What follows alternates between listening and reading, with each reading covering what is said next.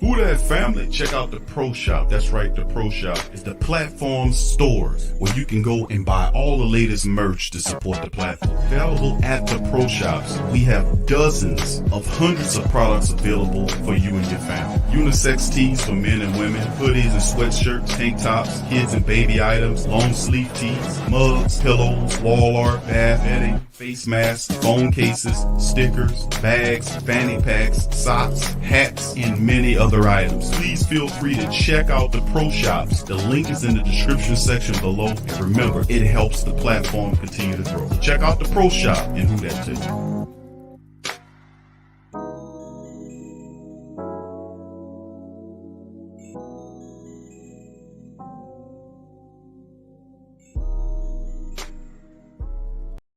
HomeBistro.com. Freshly prepared, home delivered, restaurant quality gourmet meals delivered straight to your home. Choose from over 50 plus gourmet meal options cooked by world-class chefs and delivered frozen, ready to eat within minutes and no commitment. Welcome to the One Shop Gourmet Food Delivery, specializing in affordable options to eat right and feel great. 100% satisfaction guaranteed. Every ingredient is handpicked to the highest standard. And why you should buy from HomeBistro.com? Restaurant quality, made with natural ingredients, delivered right to your door. Overnight shopping is available. Diabetic, paleo, heart health, and vegetarian options to eat. Doing business since 1999. Courteous, knowledgeable, and professional support. Complete PCI compliant SSL security ordering, and great meals. Choose from some of my favorite dishes: the Mediterranean chicken with orange honey sauce, the charbroiled chicken romesco, or the grilled chicken breast with sweet and spicy vegetables. No matter what you choose, you can't lose with HomeBistro.com. Eat great, feel good, and save some money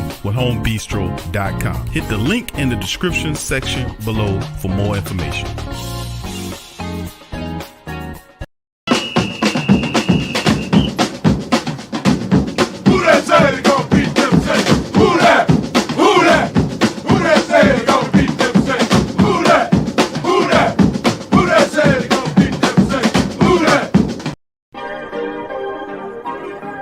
Yeah. Well, all right. Like you always say, welcome, welcome, welcome. Number one sports talking D. We ain't like the Falcons. We won't blow the lead. Look, all we talk is who that, who got cut and who back. Rookies in the vets, players you should look at.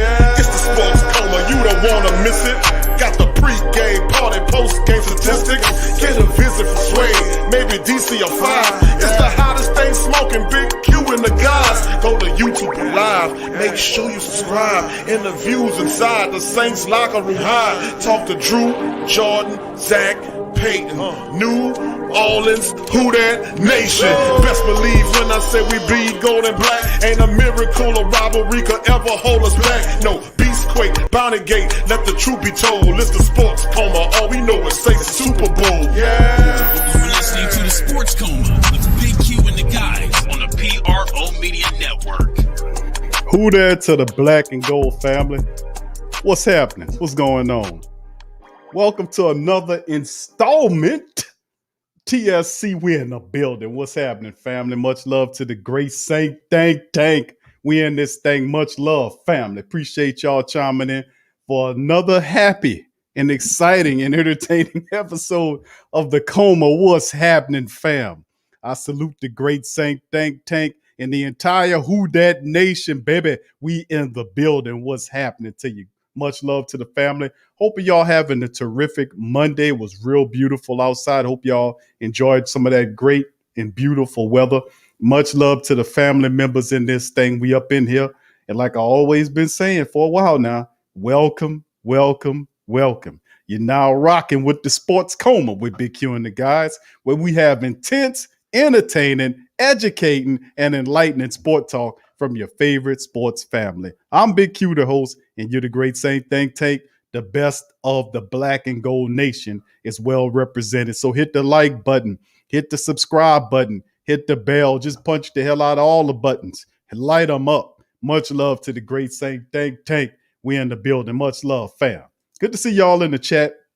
Much love to the family And thank y'all for being here as we go through our roll call on this one. Brother Byron is in the building. Who that to you? Brother Jerry is in the building. Who that to you? Brother Jerry as well. Much love, fam. Gabriel Thomas. What's up, Gabriel? Who that to you, fam? Good to see you there. Collinator. Who that to you, fam? Good to see you in the chat. Much love. Ja Williams. Who that to you, Ja? Good to see you in the chat. What's up, Mocha? Who that to you, Mocha in the building as well. Brother Dada is in the building. What's up, Chad? Good to see Chad. Been a while, fam. Good to see you in the chat as well. Much love to Chad. Who that to you, fam? Joe Gidry.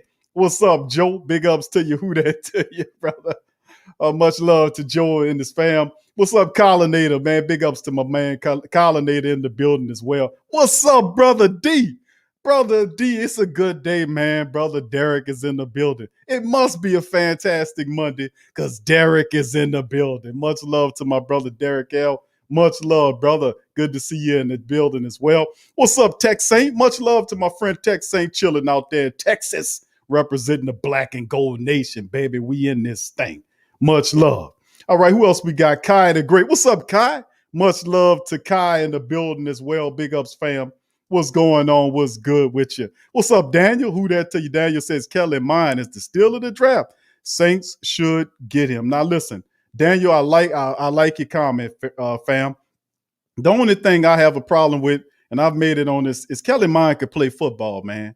You know, Kellen Mond could play football, and he feels a little disrespected that he's getting overlooked for all the years that he's played, won a lot of games in Texas, and he's following behind some pretty. Texas A&M, he's falling behind some pretty good quarterbacks. And Kellen Mond saying, hey, man, don't overlook me. Forget these stupid looking ass shoulder pads I got and pay attention to my game, Q. You can't look beyond my dumb ass shoulder pads, can you? Huh? Yeah, you're right, bro. I can't get past them stupid ass shoulder pads, but Kellen Mond could play the game. What's up, Jose? Big ups to you, Jose, in the building. What's up, Jose? Good to see you in the chat, brother. Good to see you. What's up, B Jizzle? B Jizzle in the building. What's up, fam? Much love to you, fam. Good to see you as well. Latrell, what's up? Latrell is in the building. Latrell, keeping it real, is in the building. Much love to Latrell and the rest of the family members. I don't want to forget nobody. Brother Torrey is in the building. What's up, Brother Torrey? Brother Patrick is in the building. What's up, Pat? How you doing, fam? Much love to you and the rest of the family members. DLP, the analyst, the scout is in the building. What's up, DLP? Big ups to my dog, DLP, as well. And big ups to all the family members, man. If I didn't get your name in there, give me a who dat, and I'll give you a who dat back, baby.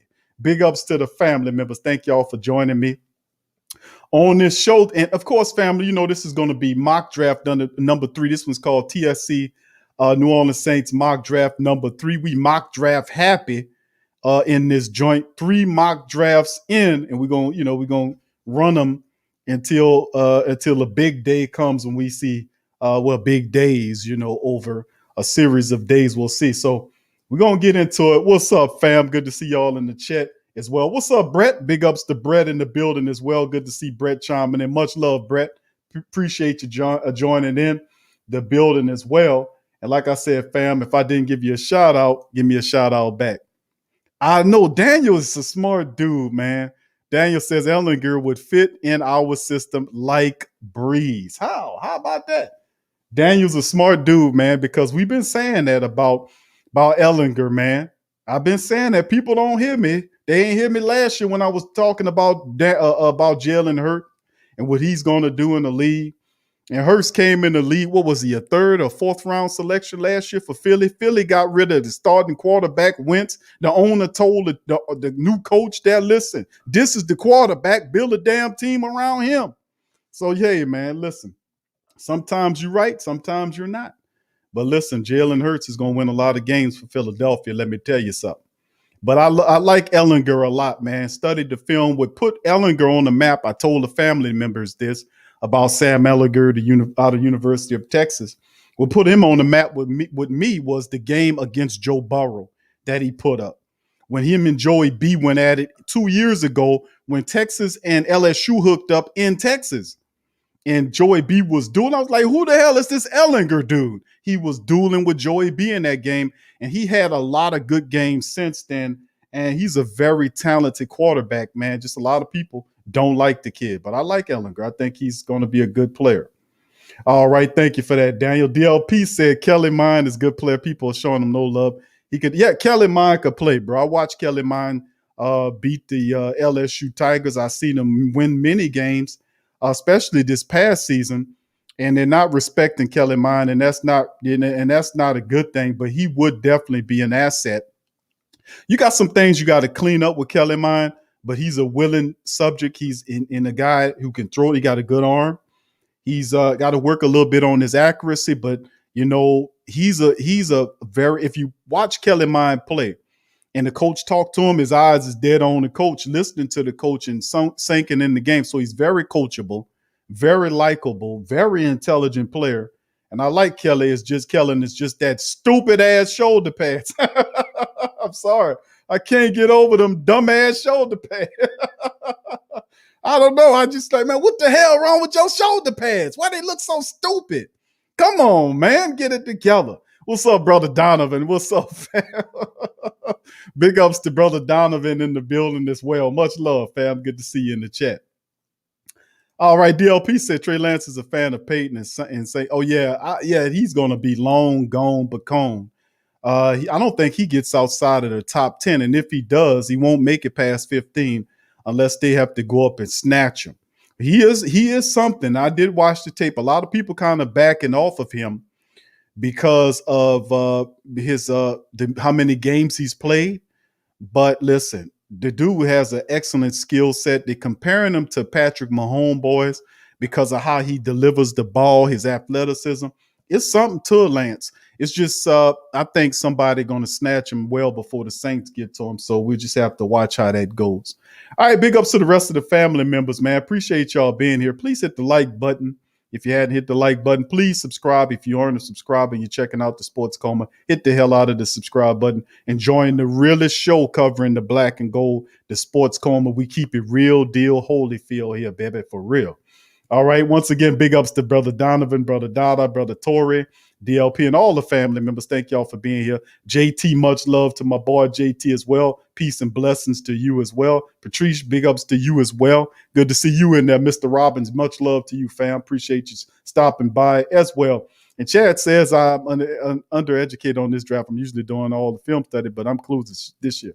Yeah, I had to get my game together too, Chad, because I was doing some research on some other stuff. And then up to like maybe 2-3 weeks ago, I knew of some players, but I just really started diving in on and finding out about other players. So, I mean, it is what it is. But, we here, so a lot of the family members will help you get it back on par, my friend. So, don't even worry about it. All right, what's up, Kai? Kai said, what I hear about Kevin James playing Sean Payton upcoming Netflix? Yeah. Coach Payton done made it big time, man. He got Hollywood movies coming out about him. Now, he got a big head already. He ain't going to be able to get through the door now. All right. No problem, Daniel. Much love to you, fam. Appreciate you stopping by as well. Big ups to all the family members, man. And appreciate you too, my brother Torrey and the entire Great Saint think tank. Tramal, who that to you? Tramal is in the building. Much love to Tramal and the rest of the diehard black and gold Great Saint tank is in this sucker. So without further ado, let me move on, family. I'm going to share with you guys my the draft that I did, part number 3, with the family members as well. But, I guess I can preference it by going and showing the rest of the family members the first. Well, actually, I don't want to do the first. You just have to go and watch it because this is the 3rd installment. You can go back into the show's database, into the platform's database, and look up the first mock, the second mock. It's all there for you. Now, this is the 3rd mock of of what we did here, and here it goes. All right. Now, as you can see on the screen there, you see TSC Saints 2021 mock number 3, and at the top of it, that's right. You seen the thumbnail. It's Terrace Marshall Jr., baby. That's right, from LSU. Terrace Marshall is my pick. You know what? In my draft, if Terrace Marshall fell to me, and I told y'all, baby. I told you, baby.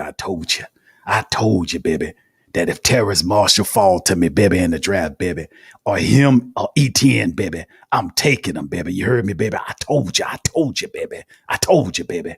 And listen, I'm going to tell you, man, Terrace Marshall Jr. fell to me at the bottom of the first round. I was like, you know what? I got you, baby. I got you, baby. I got you. And when I picked him up, and people say, Q, why would you take a wide receiver there? Well, it's obvious to me. Now, usually if Terrace wasn't there, I would have went a different direction. But what Terrace Marshall does do is he gives you this guy has an excellent catch radius. He's a 4.2 or 4.3 something or other. I mean, it's just his size. He's 6'3", 210. He dropped a little weight for the draft, but he's a 4.3 guy. You know, he's fast, catch radius, physical, runs every route in the tree. Imagine Terrace Marshall Jr. and can't guard Mike on the same field with Elvin Kamara, Adam Troutman, Latavius Murray, Marquez Callaway, Traquan Smith, Deontay Harris. The Saints offense explodes with Terrace Marshall out there. A good weapon to put next to him. Now, of course, I was like, yeah, man, Traquan stepping up doing this thing, but Terrace Marshall blows it out of the water for you. You pairing him next to him, man, ridiculousness. Donovan, thank you for your super chat. It says, Big Q, I'm thinking defense as a priority. Cornerback, linebacker, top of my list, best available. Thank you, brother Donovan, for your super chat. Well said, my friend. As you can see, I went in there and started kind of, going through things here, but, and like you said, best available at the top of the back of the draft like that. And when you got a weapon like Terrace Marshall falling to you, you can't ignore that. So I got him, and yes, he's an LSU guy, and I think this probably be a record for Sean Payton to draft a LSU person with the first round draft pick. But he's an unbelievable talent, and I'm rocking with him. And just let you know, when I do my Mox family, I got a full scouting report with each one of these players to give you a full breakdown on the size, weight, and particulars, both positive and negative, of each one of these selections. So be prepared to get educated about my picks, because I got a lot of guys to show y'all. All right, so with that being said, let's go on to the rest of them. With the second round pick, I got cornerback Ifeatu Melifonwu from Syracuse. Now, this is an interesting pick for me because I watched footage on this kid. And let me tell you something, very large cornerback with a very unique skill set. Little stiff at certain intervals, but totally workable. Huge cornerback, has speed, has size, has technique. You got to work on a few things to iron out. But listen, he's a player, big cornerback. Thank you, Brother Kai. He says, got to draft short bus Sammy. No, that's KT. I know it's KT in the building. I know KT was going to say something. I knew he was going to say something. What's up, KT? All right, much love, brother. All right, but let me get through the rest of them, KT, before you start hammering about short bus Sammy, as you call him. All right, so cornerback Ifeatu Melifonwu from Syracuse. I don't know if you guys are familiar with him, but I like this guy. I like him a lot. Big cornerback. You know we're going to need size, big cornerbacks. In the NFC South, a lot of really talented wide receivers there, and I like the versatility Ifeatu Melifonwu will bring us here. Now we probably gonna have to work on a nickname for him, because I ain't gonna be saying that all the time. IML or something, I don't know. But listen, he's a terrific talent. I'm gonna go over the particulars with him, but I love his size and technique. I love his mentality. And I think he's something that Chris Richard could work with, being that Chris Richard like Richard Sherman. And a lot of heard people compare Melifonwu to Richard Sherman skill-wise because their height and their build are similar. But listen, that's not a far stretch. And I think when you have Coach Richard, he could do something with that kid. All right, moving on to the next one there. All right, and the third pick there, we got defensive line. And, of course, it's Aleem McNeil once again. And I've chosen him on the previous mock draft. I like where he falls at in this draft at the second of the two, at the top of the third picks that I have. Two of my third round picks. The first one I took him there because of the obvious need the Saints have at the interior essence of the defensive line, losing Sheldon Rankins, trading away Malcolm Brown.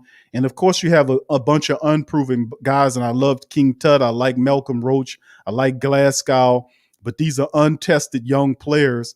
And I would love to, and even though McNeil would be a veteran, I mean, a rookie coming into it, there is that North Carolina State ties to Ryan Nielsen, who was long gone, but Ryan Nielsen still knows guys from there. And the Saints actually, checked out McNeil and they like his skill set. So I like him, very athletic, big guy that can anchor the interior for you. He'll be a starter from day one and be a starter for you for a while. So I love what he's girthy. He demands a double block and he has athleticism to him where he can, handle things in the middle. You won't be pushing Aleem McNeil back nowhere. So I like that pick there. And of course, you see, it's like, Q, you doing too much. You got an LSU guy and a Tulane guy in the same draft. Yes, I do. The draft lined up that way. And of course, with the second of the third round picks, Cam Sample from Tulane. I like Cam Sample. If you guys didn't see Cam Sample, love what Cam Sample brings to the field. High motor, really intelligent. And the guy has a lot of really good skills there. And I'm just really be interested to see what Coach Ryan Nielsen does with Sample and McNeil. Could you imagine? So right there, fam, if you look at the second round pick and the last three picks, which is Melifonwu, McNeil, and Sample, we've addressed some key needs for the Saints on the defensive line. We've added a futuristic rusher, pass or edge rusher, and Cam Sample out of Tulane, who can act, with Cam Jordan getting a little older and on the plus side of 30. We're gonna need a replacement soon. He got 3 years left on his current deal. Having Cam Sample there helps out. Marcus Davenport is there, 2 years left on his contract, haven't given us a full season. Behind him is Carl Granderson, who had 5 sacks last year, stepped it up. Still a bit of a question mark there. And then, of course, you add the defensive end from the Kansas City Chiefs. We don't know exactly if he's going to be an edge or they're going to play him internally. We just, it's different things, but you can never have too many pass rushers. And Cam Sample is versatile. He can give you good value at that pick. So you got Melifonwu, who acted as a starting cornerback opposite, gives you great size, by the way, to Lattimore. And the cornerback in the secondary, Aleem McNeil provides an interior presence there that can start next to David Onyemata. And then, of course, you have Cam Sample, who provides versatility as an edge rusher in the NASCAR package. If Davenport gets hurt or if Cam gets hurt, he gives you versatility and depth there. So I like those three defensive players. And look at this one. This one was really surprising, too. That with the fourth round pick, Dylan Moses of Alabama fell to me in this draft. And I picked him. That is an absolute steal to get Dylan Moses from Alabama with the fourth round selection. And I got him. He's like, Q, where the linebackers at? Well, I got you one in the fourth round in Dylan Moses. Really, this guy could step in and really help you and really could push these guys. And he's very versatile as well. I love what he brings to the team. And KT, thank you for the super chat. KT said the nickname is E42 Melifonwu Money Mail. Okay, Money Mail. I like that. He said he and Trill were an underrated duo. Also wanted to drop a name for hitting gems. TJ Vasher. Okay, thank you, KT. KT is an excellent scout, man. KT and DLP, those guys be talking, and GM Kev and several other the great Saint Think Tank family members could actually be hired to be professional scouts. Good in-depth knowledge on this talent. So thank you, brother KT, for the super chat and appreciate that. What's up, True Louisiana? Who that to you, fam? Good to see you in the chat. So Dylan Moses with my fourth round selection there, fam. I like Dylan Moses a lot. Very productive, very intelligent linebacker. Has good size there. Will knock your ass out. Seek and destroy. I love that term when it comes to safeties and linebackers. Seek and destroy type linebacker. Very intelligent. Played a lot for Alabama. Will bring value there in the linebacking group that needs a little versatility because of, with Demario Davis, we still don't know what Zach Bowen's going to do. Caden Ellis is still very much a prospect as well. And Dylan Moses does give you value there. And of course, like my brother KT called him short bus Sam. I won't call him that. But I think Ellinger will be an excellent. What's up, Michael? Big ups to Michael Nelson. Who that to you, brother? Good to see you in the chat. So I mean, I'm looking at it and I'm thinking, with Sam Ellinger, I'm not going to too much just wear on the family members. Sam Ellinger. We already know about Sam. I'll go over the scouting report for those who don't know. And of course, the 2 7-round selections, Jalen Darden. Now, listen, the family members recommended and said, Q, what about Jalen Darden out of North Texas? Looked at the film on this dude. This dude was all over the field. Love what he brings. Speed. I mean, he can add a lot. Well, he brings a lot, especially to the special teams area. You can use him there as well. Is a speeder that you can use also. And in the wide receiver room, Deontay, Harris and the rest of those guys, you can always have that versatility, speed, in the special teams room. Jalen Darden, I was able to give him in the second round. And of course, the last pick, you might not be able to see that, but that's cornerback Tay Gowan from UCFS and of the Central Florida squad. But Tay Gowan was a very good pick. He fell in the 7th round. Very excellent cornerback. He's a developmental piece, special teams guy, but he got good size and you can work with him. So as you can see in my mock, I gave Coach Richard, the secondary coach, some people to work with here. Thank you, King Creole. Who that to you, King Creole? Thank you for being here, fam. Appreciate the super chat and much love. Traval says, Q, you cannot let Ellinger leave. Nah, bro. Every draft I got Ellinger in there, but I'm telling you, the man could play, man. I hear what KT said. KT body slamming them right now. All right. Thank you, King Creole, for your super chat as well. Much love. And Rush Hour. What's up, Rush Hour? Appreciate you joining the chat as well. GFK says, no offensive lineman. Come on, Q. Peyton. I know, bro. I couldn't help it, man. This time around, I was looking at the defense, bro. I'm going to keep it real with you. So, just to get a quick summary, family, before I get into yeah. So, I mean, I was giving Coach Richard something to work with. Also, the defensive line. I think the defense is more needed than the offense, to be honest with your family. And that's why you see it more defensive picks than anything. But every level of the defense got some help in this third version of the mock draft for me, as you can see. Cornerback in Malanfanwu from Syracuse gets the start next to Lattimore. Love that. Alim McNeil comes in, could be the starter next to David Onyemata, a nose tackle, very high caliber, like what he brings. Cam Sample out of Tulane could be a defensive edge rusher for depth purposes, just in case injuries occur to Davenport or whomever. You got Sample that can come in there and give you value. And then we move from the defensive line to the linebacker level and get Dylan Moses from Alabama, who was supposed to – Dylan Moses should have went a lot higher, but he fell to me there. And I was like, man, I'm going after him because, we need a little help athletically at that defensive level. And I think he adds terrific value. Imagine him playing next to Demario Davis, him pushing, Zach Bowen for that other linebacker position, giving them, having a more of a competition for that job. And also, if something were to happen with Demario or any of our linebackers, then Moses would be a guy that could fill in for the short interim and learn the position until they get back. And of course, we talk, and then of course, some of the other picks, the bottom of final 7-round pick, and Tay Gowan provides another cornerback prospect that can help out in the secondary area of the team, along with Malanfanwu. And of course, you see the wide receivers. I got 2 wide receivers in my draft. One at the bottom in Jalen Darden out of North Texas, and as special teams purposes, and also speed and versatility in the wide receiver room. And then at the top of my draft, that's right, Terrace Marshall Jr. fell to me with that pick, and I took him. He starts from you for day one and creates a very, very, very dangerous tandem with Jameis Winston sitting there. Could you imagine Terrace Marshall and Mike and can't guard Mike opposite of each other? Come on, family. Come on. That is dynamite.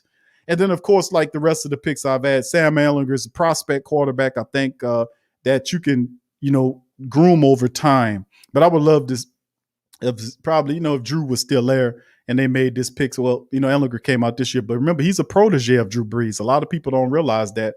that Sam Ellinger is a protege of Drew Brees. He's mentored by Drew. I keep telling people that he took down a lot of Drew's records at Westlake High School, where Drew went to. He went to took a lot of his records down there, and he's a Texas guy, and Drew's a Texas guy, and Drew knows him, mentors him, likes him a lot, talks about him.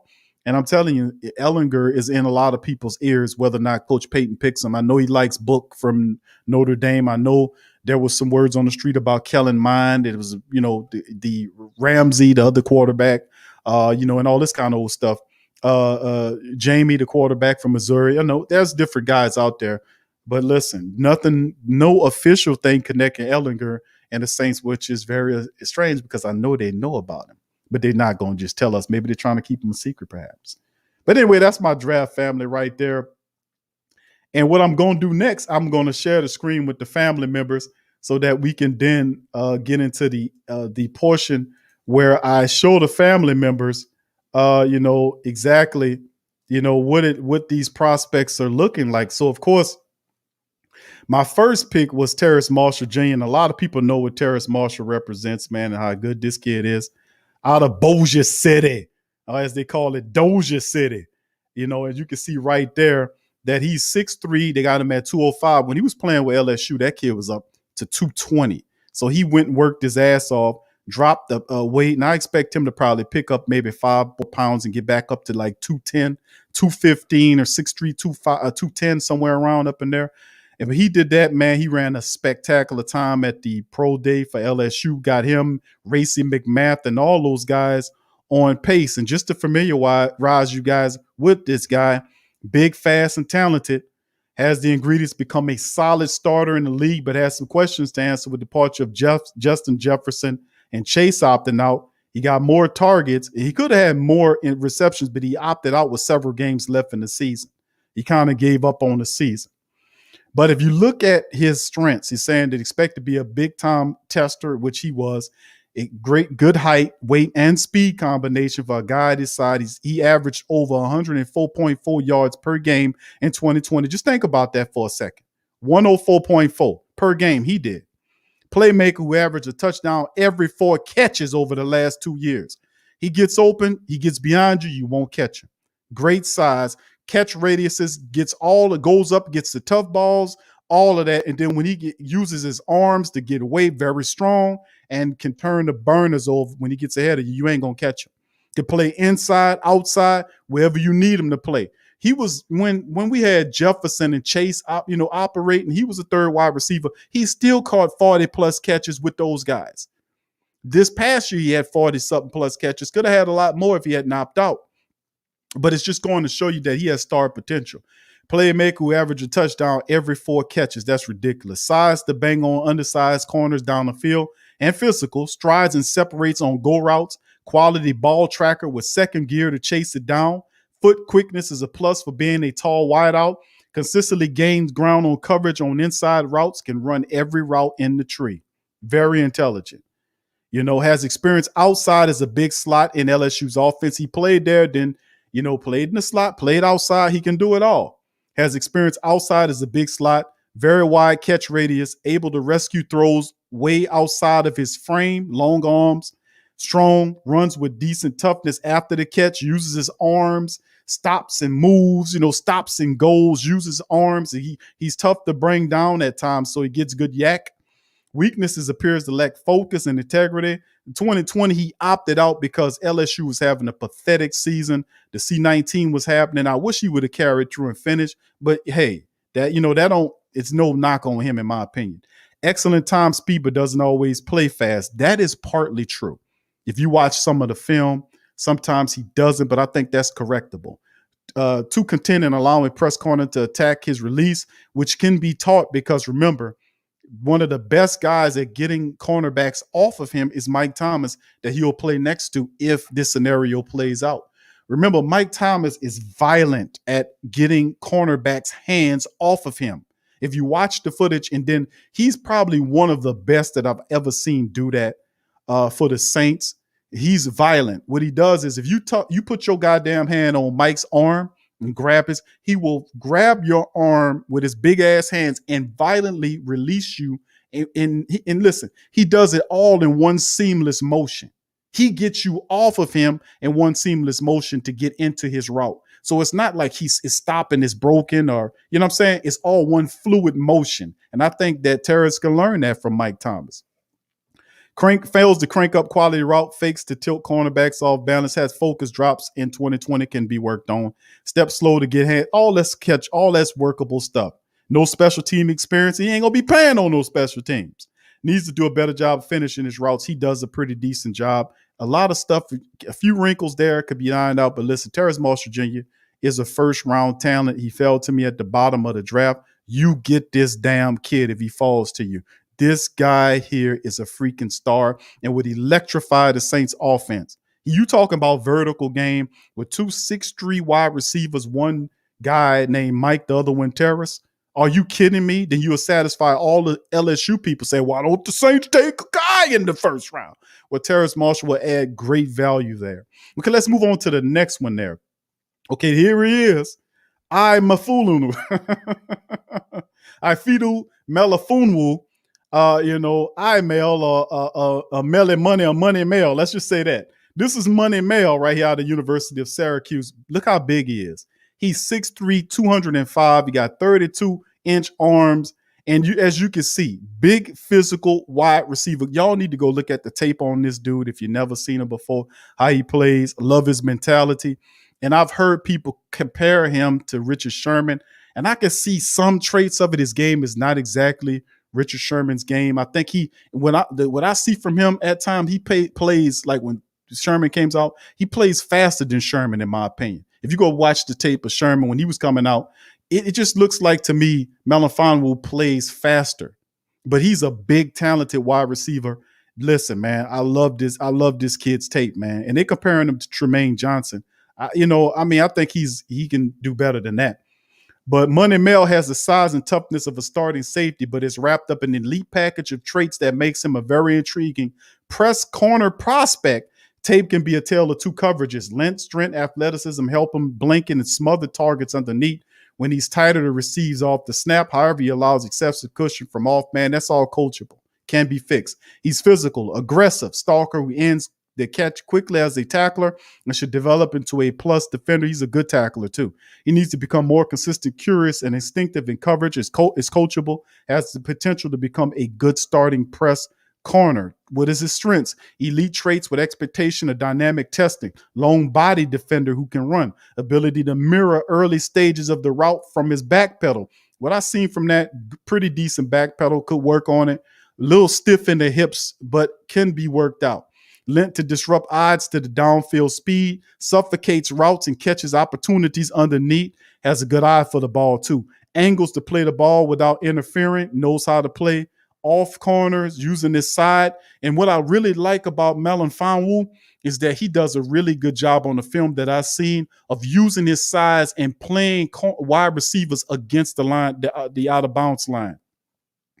He knows how to use the out of bounds line and position himself between the wide receiver and the line. In the footage I see, he does a really good job of understanding that. He has a good concept on that.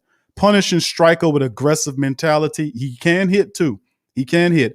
Able to cast a wide net on open field tackler. Size and strength to match up on pass catching tight ends as well, which is a plus and bonus that I see as well. Now, here's the weakness. He's a little stiff in certain areas.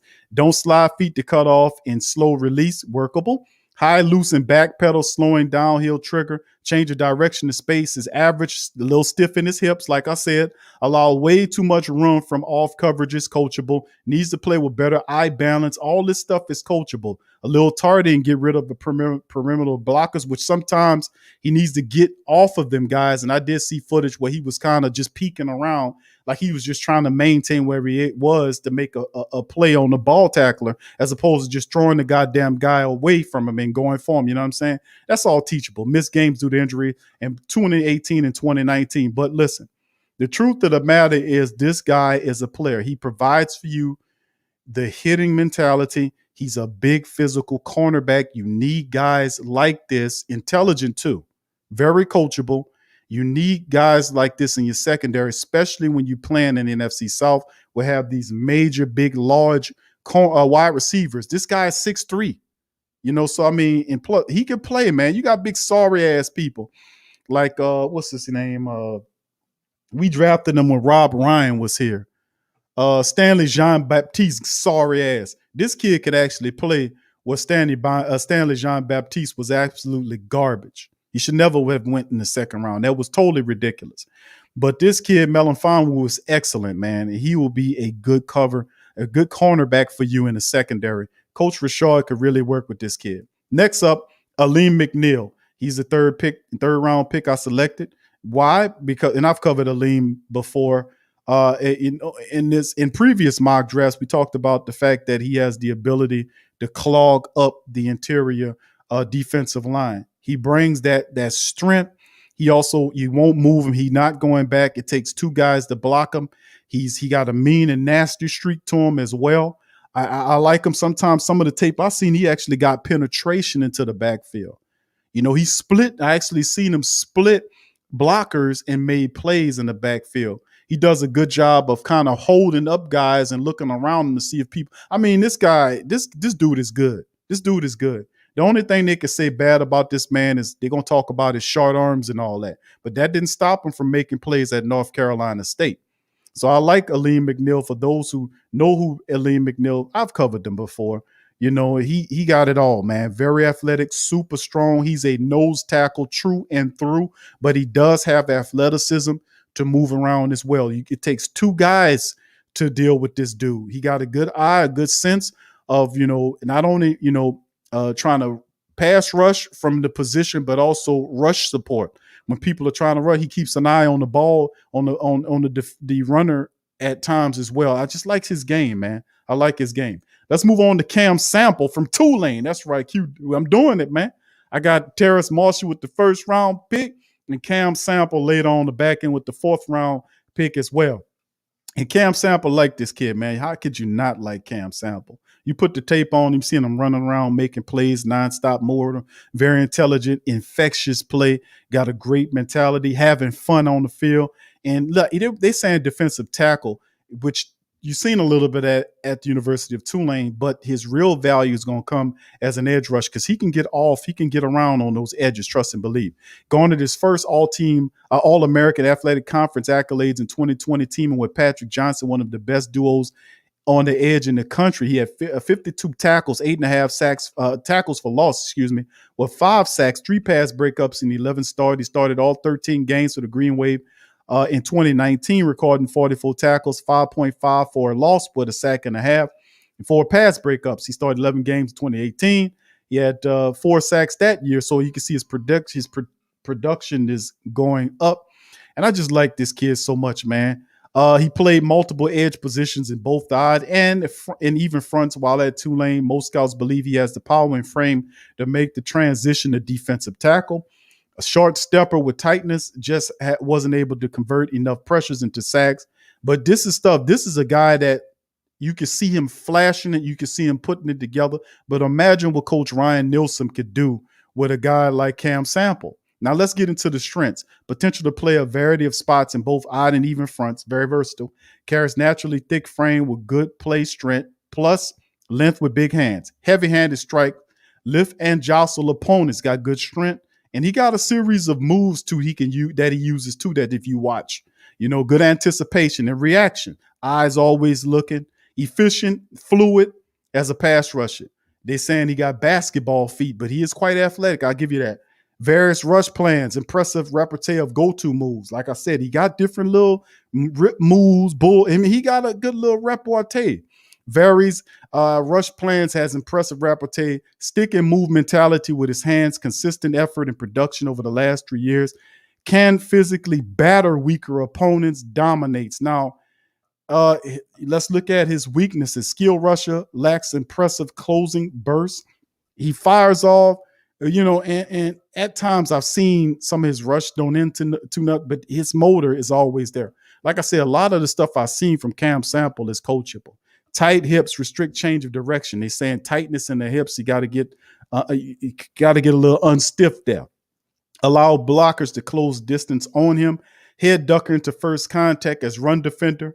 slow to separate from clinches. Got to get better at that. Lacks agility, acceleration as an open field tackle. That's not what I've seen. I actually seen him once people get beyond him, chase him down. Struggles to anchor once angle blocks and start moving him. If it's a bigger offensive lineman on him, you do see that. So he has to get stronger at the next level, which he will. Would like to see him gain consistent control of the point of attack. That comes with weightlifting. That comes with him understanding the technique that a professional football coach like Ryan Nielsen could take Cam Sample and fix all of the things that he needs to have so he can be a force for the black and gold. Okay, let's move to the next one, family. And this is the fourth round selection that fell to me. Could you believe this guy from Alexandria, Dylan Moses, fell to me? 6'1", 225, speed, athleticism, would knock, seek and destroy linebacker, will knock your ass out. Love Dylan Moses' game, man. And you look at Dylan Moses, you put the tape on from Dylan Moses and how he plays. It's the trend, like, you know, they say 225. I think it's more like 230, maybe even 235 that you've seen him. But he looks like a linebacker, but at times I see him play, looks like a big safety. You know what I'm saying? And a lot, he's fluid, he's fast, he moves, he hits. And I mean, it's just really amazing to see. And those are the type of linebackers that you need to start looking at for the future of the position. They calling them linebackers, but they big safeties with a linebacker mentality. You know, think about it. And this is the kind of guy I think he is when I was looking at him on film. I love what he brings. Let's look at his overview. Like many other linebackers from Alabama, Moses combines speed, agility, above average understanding of technique and fundamentals. His play is marked by a same mechanical, a little bit more stiff, but listen, this guy is pushing it a bit. I like what I've seen on him. I love the way Moses played, man. You know, and you can see a little stiffness at times and a little hesitation because he's reading the play. And the only thing I can say is that he had a lot of success in the pro style defense at Alabama. This guy was knocked down, drag out. His sideline to sideline range, but also does his job when he has to stick his nose into a block and spill the action wide. He'll run into something and blow it up just to destroy what the running back guy going on. And he's fearless. He takes on anybody. He ain't running from you. He coming at you. And we need that type of play. While he's an excellent open field tackler, tends to play the position like a safety rather than a fit. See what I'm saying? And I ain't even read that shit. But all I know is what I'm seeing on film is that he plays like a big safety. He got the speed of a big safety. And I don't want to call him. I'm trying to keep away from calling him Thomas Davis. I don't want to put that on him. But what I see from him in play in certain parts of his tape reminds me of Thomas Davis from Carolina. Remember him? And he comes in, he looks, and then he seeks, bam, he destroys. You know, I've seen him create turnovers. He's just speed to cover a lot of area of the field. Dylan Moses would be a steal at the fourth round. Okay, but they say he isn't a thumper. That's not true. I've seen some plays where he was providing some pain on people.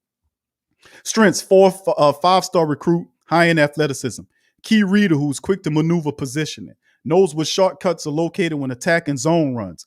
Does his part to fit up and spill runs wide when needed. Stick and move hands help him stay disconnected from blockers. Basketball feet help him bound around trouble and get back on course. Slippery and fast working around bodies to find the football. Chase speed on point to run down backs and scramblers. Explosive takeoff when called on for blitz duty. Seek and destroy. Burst to close the distance and makes tackles. Seek and destroy. Fundamentals to break down. Stalk and strike with wrap-up form. Seek and destroy. 4-3 linebacker fits your system. Weaknesses: thin around the hips, and then he started talking all this stuff. Got into a rut against Tanser, like he can't, like Texas A&M, like he can't have a bad game. Not a heavy hitter, run stopper as a solo. But come on, man, that's not true. Because how you gonna sit up here and say all this shit up here and then come down here and say this there? Come on, man, you contradicting yourself on this one.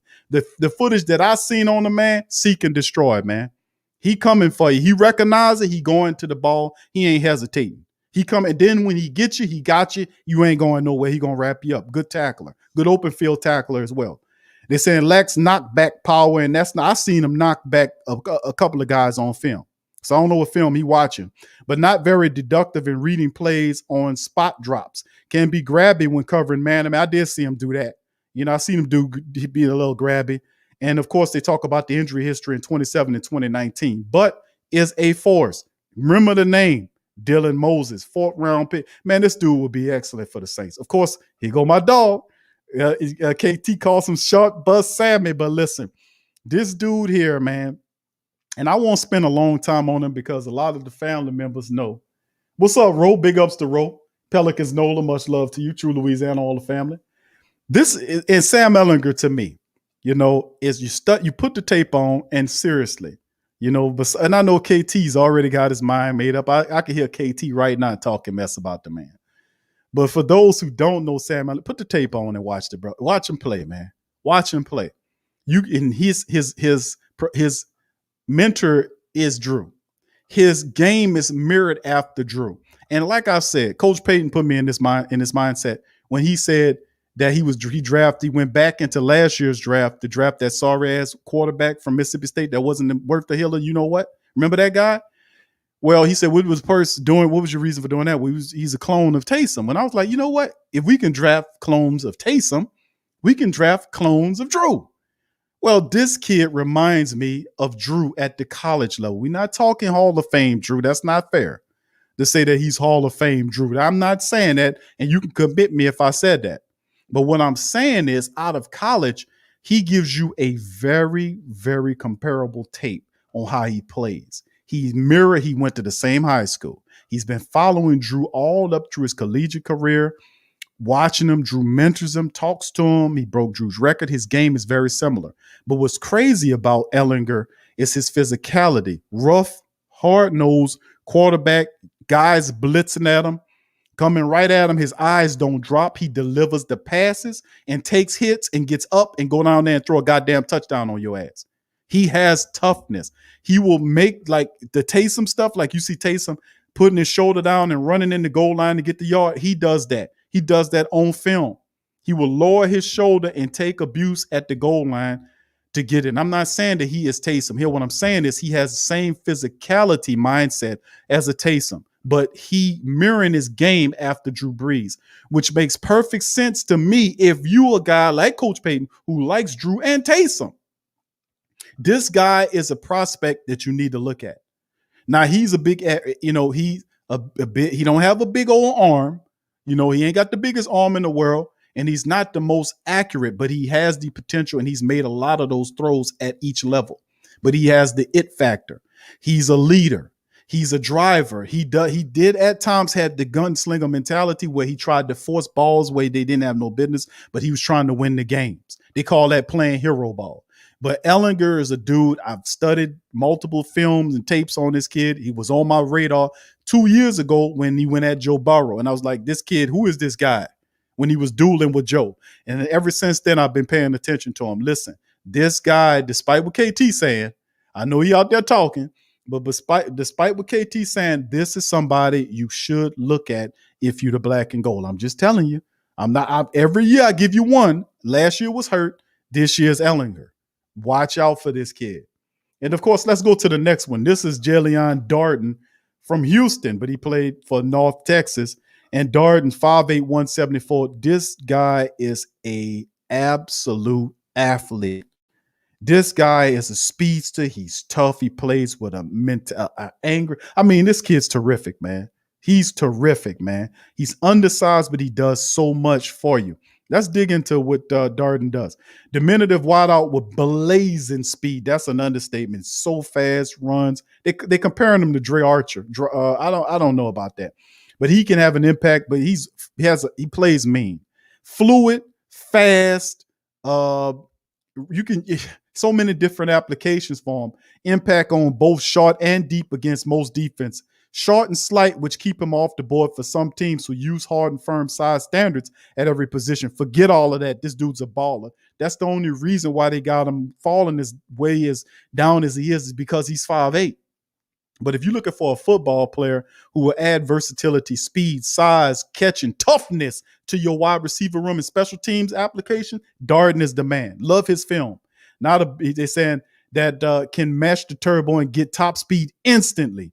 He could require defenses to play offers safeties help if he's on the field. He's not a big fan of working in the traffic, but I've seen footage where he does go in traffic and got popped and gets up, lacks size and strength, that's could be fixed. The strength aspect could be taught. We got Deontay Harris, for goodness sake. How big is Deontay? 5'8"?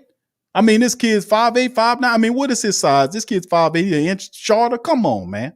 Despite his smallish frame's ability to threaten defenses from all three levels is bound to catch a team's attention on day 3. Darden is a beast, man.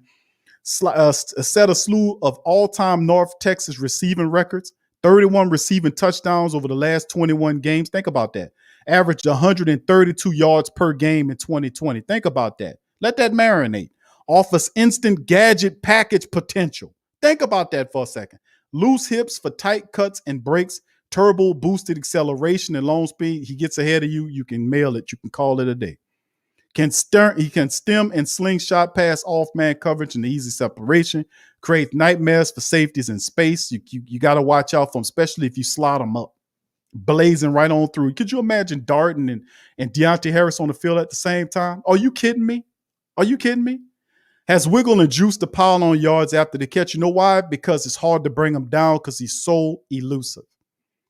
Very slight build with small hands. That's when they start talking about his size, and he don't like to go in the middle, and and talk about catch radius and him leaning in the breaks. All that's bull crap. They got to put something down. This kid's a beast, man. Go look at the tape of Jalen Darden, and I appreciate the family members putting him on my mind. I was like, okay, yeah, Darden. And I went and looked at the tape. Man, this dude is absolutely awesome, man. He's awesome. And I think he goes a lot higher than what they say, a third day pick. Man, somebody going to pick up this kid because of what he can do. Darden is a beast. And of course, the final pick for me is Tay Gowan out of UCF. Now, of course, 6'1", 186. And I'm giving Coach Richard another piece in the secondary.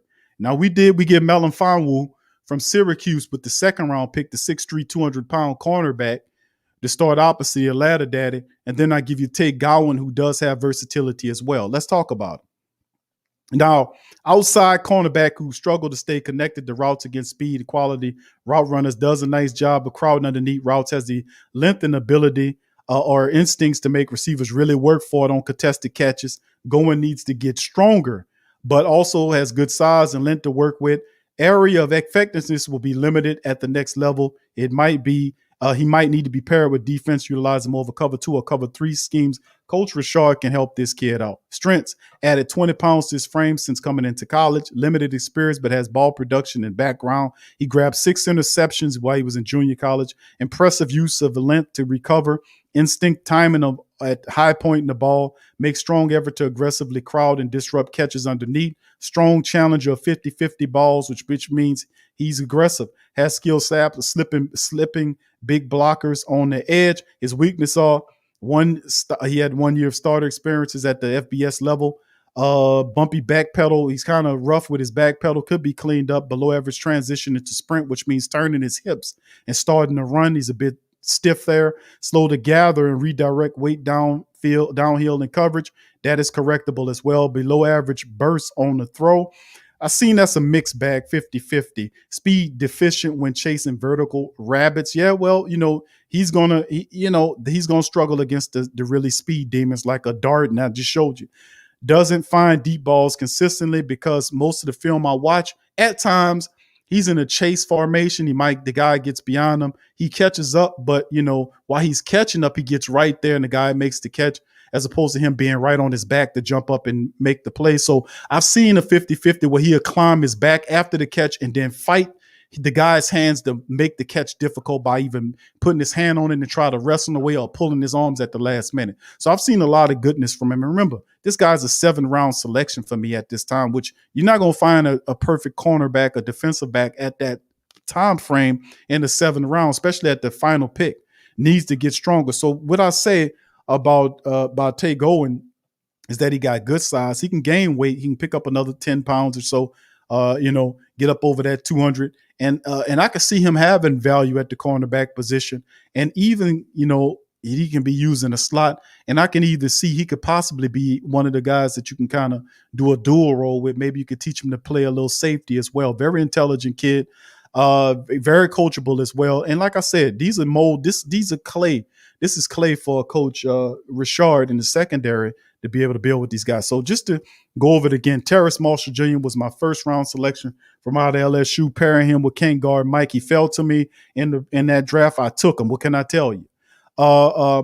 Melon Fonwu from Syracuse, the 6'3", 205 cornerbacks, my second round selection. Starts opposite of Laddie Daddy, gives you size, toughness. He's a little rough around the edges, but he's ready to play, and I think Coach Richard can get him ready. Third pick, defensive interior nose tackle by the name of Aleem McNeil out of North Carolina State. He's a dog, has a tough mentality, a mean streak. He don't get pushed back. He drives, has good technique. Few things he got to work on, but I got total confidence in Coach Nielsen to iron out whatever rough edges. All three of these guys are starters. Starter at wide receiver opposite of King guard Mike. Starter at cornerback opposite of Laddie Daddy. Starter next to David Onyemata. And then we get into the depth guys. Cam Sample out of Tulane. Could be used as an interior person as well when he needs to gain a little bit more weight, but I see him more as an edge guy. Coach Payton, it's Coach Dennis Allen loves versatility out of his defensive lineman. Malcolm Roach is another guy he uses at end sometimes, defensive and then tackle at other right. Well, Cam can do the same thing. You know, I like his potential there, and I think Coach Nielsen can have it. Plus, he provides some depth in case Davenport gets hurt again. If Cam Jordan has issues, he can play as well. So, and then of course, we get into the depth. Dylan Moses is a seek and destroy guy.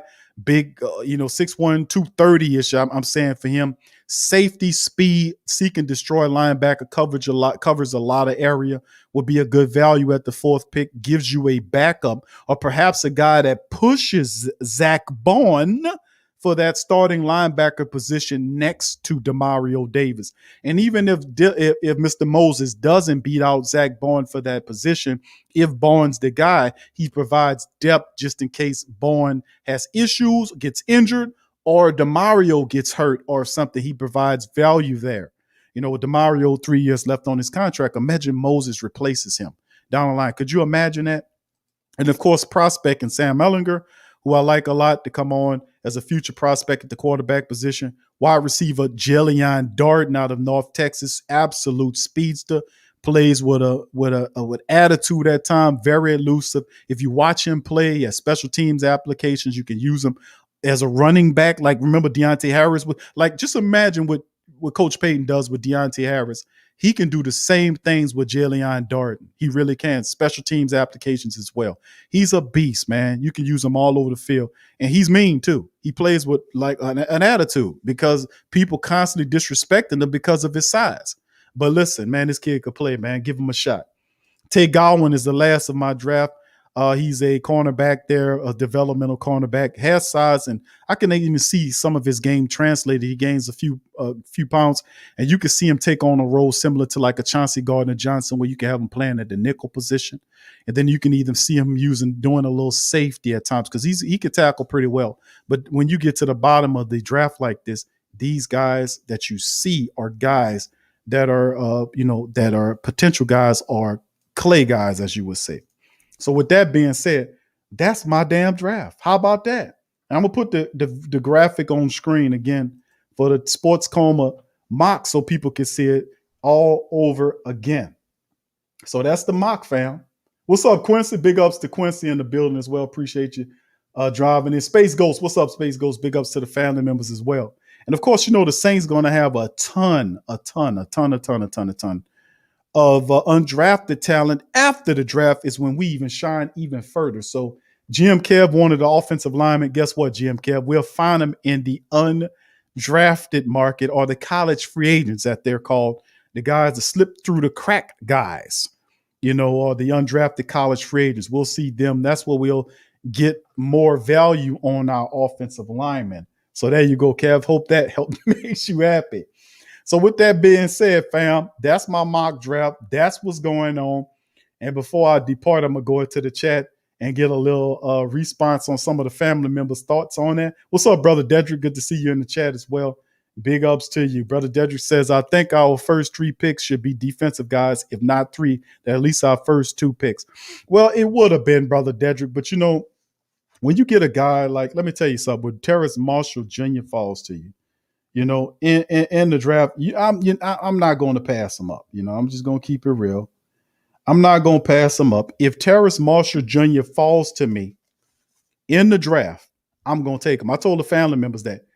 And these are the only offense. Now, listen, Terrace Marshall Jr., I'm not going to get crazy and say what some of the top quarterbacks, if they fall to you, that's something to think about. But if Terrace Marshall Jr. or either A10 from Clemson falls to you in the draft, I'm taking him. Why?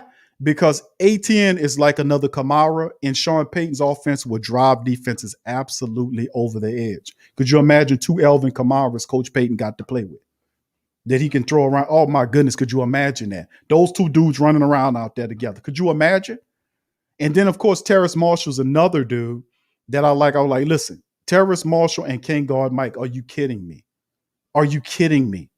That's just like, I could not not put them together. You know what I mean?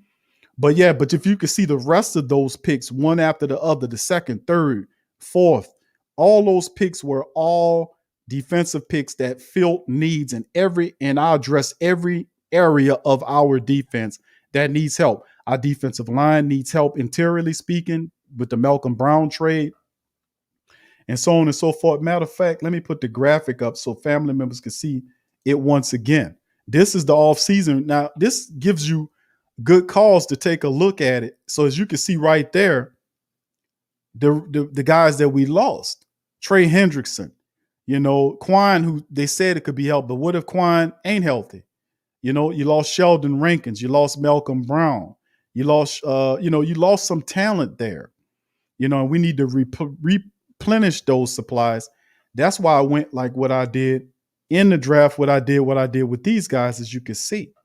These first 3, the next picks after the Marshall pick, which gives you a starting cornerback, gives you a starting interior lineman next to Oviedo, and then Sample provides depth for you. And of course, Moses at the next level. And then of course you had 2 secondary picks that, you need secondary help bad. So that's why I did it like that, and chose to do it like that, But any other way, I probably would have went defensive. What's up, Ro? He said, man, I see Clowney working on a deal with Cleveland. This dude stay hurt, but always get it. I know. And yeah, that is weird, isn't it? All right. What's the brother Derek says they signed everyone but AB. Yeah, Tramal says Clowney still in money. Yeah, Clowney is, his name is his game. He's a clown. Name is his game, man. He's a clown. What you a guy named Clowney, he's a clown. Byron says Tampa Bay Buccaneers kept all their players instead of AB. Word on the street, he's trying to work on a deal to go back there too. They're thinking they can do it up, run it up, and do it again. Rush Hour says that I think our division going to be very tough. He says this year because we lost some good players due to our salary cap. Absolutely. No doubt about it. All right. Big ups to the rest of the family members. Who that to you, Quincy? Good to see you in the chat, fam. Much love to Quincy in the building. What's up, Tyrone? Big ups to you, Tyrone. Much love, fam. Thank you for being here as well. Big ups to you. What's up, Ro? Ro says, man, I'm ready for the draft. Boy, the Saints better not draft the old lineman in the first round. I mean, we did that last year, We did that last year. Hopefully it's not going to be this year. KT says, Melon Firewood's young Oakland Nanamdi. You think he's Nnamdi Awesome? Why is that what you're saying? That's not a bad. If that's interesting that you say that, KT. That's interesting. Nnamdi Awesome. Why? How about that? All right. True says Rose. Yeah. Okay. Yeah. Enough with the sinners. But the last 3 Saints picks were first round draft picks were Cesar Ruiz, and then Marcus Davenport. They gave up 2 to get him. 2 for 1. How about that?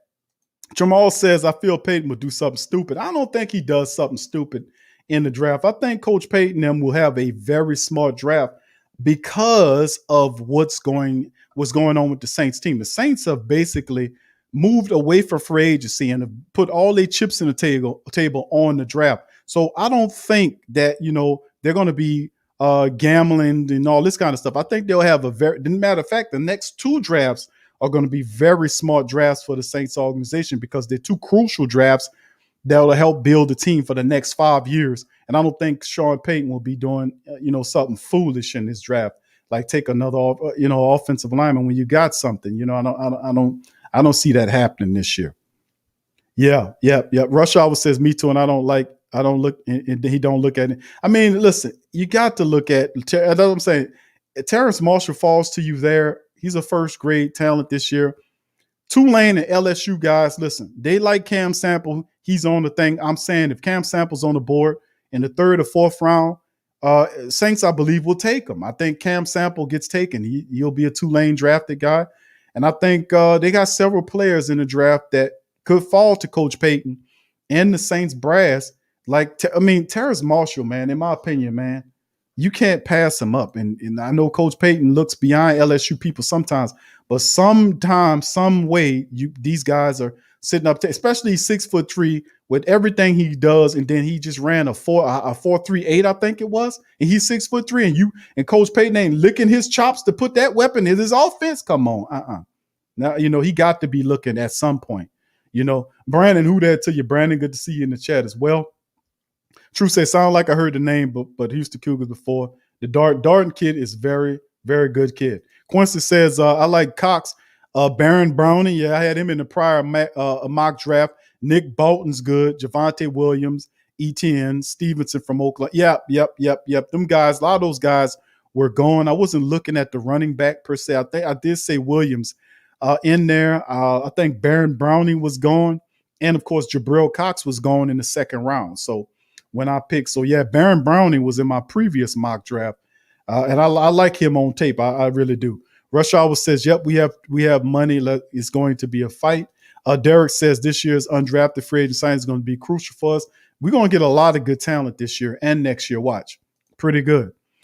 Derek says, anyone think by Chris Richard being here may attract KJ Wright or Sherman? I was hoping that, but Sherman said he's going to wait until after the draft over with before he makes his decision on who he's going to sign with, which I don't know if that's a good idea, but, I guess that's his mentality. I don't know if Coach Payton, I know several articles were saying that KJ Wright would be a good addition. Could you imagine KJ Wright playing next to DeMario Davis?